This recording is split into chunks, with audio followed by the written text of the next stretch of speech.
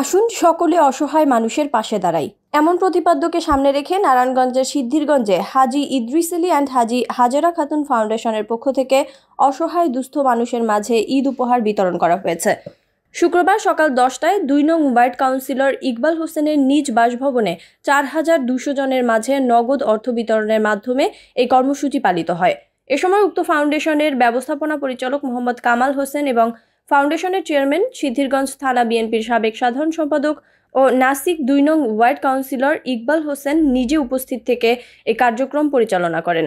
উপস্থিত সুবিধাভোগীরা জানান, এই ফাউন্ডেশনের শুরু থেকেই প্রায় 15 থেকে 16 বছর যাবৎ তারা বছরের বিভিন্ন সময়ে বিভিন্ন ধরনের সহযোগিতা পেয়ে আসছে, যা করোনার সময় ছিল বিশেষভাবে উল্লেখযোগ্য।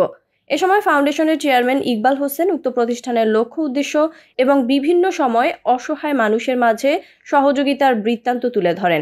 সেই সাথে সিদ্ধিরগঞ্জবাসীকে পবিত্র ঈদের শুভেচ্ছা জানান। এ সময় স্থানীয় গণ্যমান্য এবং রাজনৈতিক ব্যক্তিবর্গ উপস্থিত ছিলেন।